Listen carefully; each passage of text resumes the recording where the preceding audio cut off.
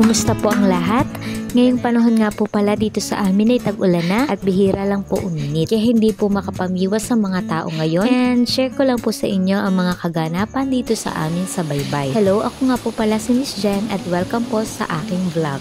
Dito po sa aming lugar ay napakalawak ng lupa na pwede mong pagtaniman. Sabi nga ng mga taga dito sa Baybay ay tamad lang daw po ang magugutom dahil tuwing tag-init sa dagat kami umaasa dahil maraming nahuhuling isda. Nandyan yung nakakahuli ang tatay ko ng malaking isda at tuwang-tuwa kami pag ganun kasi nga may pang-ulam na at may pambili pa kami ng bigas. At pag ganito naman pong amihanin or tag-ulan dito sa amin ay may tanim ka lang na saging, kamuting kahoy, kamuting bagin at mga gulay ay may pang-ulam ka na. Mula nung dito na ako tumira, sinikap ko talaga na makipamuhay at malaman ng mga bagay-bagay para naman pag nag-isawan ako, hindi kami magugutom. Charing lang.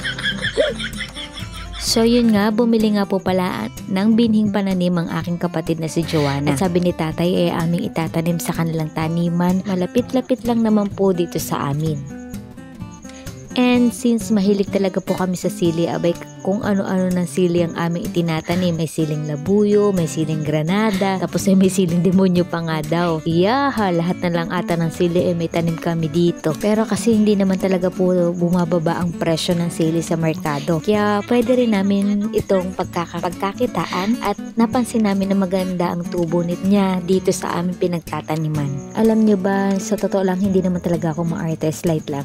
Kaya lang, talagang takot talaga ako sa bulati dahil medyo nakakadiri naman talaga. At pero hangal ako talaga dito sa nanay at tatay ko. Ang gagaling nilang magpatubo ng halaman. Feeling ko naman ay may green hands ako, yung tinatawag na green hands. Kasi lahat naman tinatanim ko ay tumutubo. Pero alam nyo po ba, napansin ko, basta nandun yung heart mo sa ginagawa mo at binibigay yung best mo, talagang mag-e-excel ka sa lahat ng bagay na ginagawa mo, diba? Simple lang po ang buhay dito sa amin at tinuruan ako kung paano i-appreciate lahat ng bagay at pasalamatan ng lahat. After nga po pala niyan ay ako ang nakatokang magluto sa amin ng ulam. Ay atin pong itatry yung trending ngayon na kay Janela in Japan. So, marami nang sumubok dito at sinabi masarap nga daw po. So, try niyo po natin. At dahil nga po wala kayo sa Japan at nasa kabundukan tayo, charing, ay ating ilalagay ay kung anong available po na pwedeng ilagay na mga makukuha natin dito sa paligid-ligid dito sa amin. Dapat ay maiba naman, kaya kumuha nga po pala ako ng katmon. Ito po yung ating ipang-aasim. Then, kangkong lang naman po ang ating gulay dahil hindi pa po nagbubunga ang mga okrang tanim ni mama. So, try po natin itong ilagay sa sinigang na corned beef. So, ang gagawin po natin is yung the usual na ginagawa pagluluto sa sinigang. Ang pagkakaiba lang po ay imbes na pork or isda po yung ating ilalagay ay corned beef.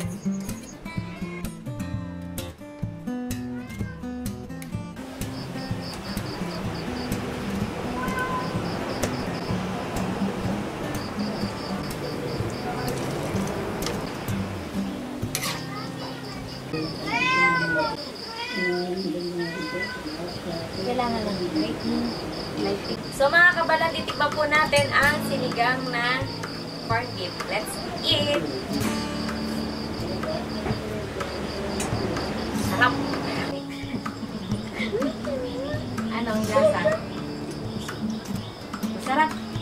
So maraming pong salamat sa palagi ang suporta. Hanggang dito na lang po ang aking vlog. And paki-like, subscribe po and follow po ng aking YouTube channel, TikTok account and FB page Marilag Vlog. And syempre itong aking official FB account, Jen Libaw. Maraming salamat. God bless us all. Ingat po lagi.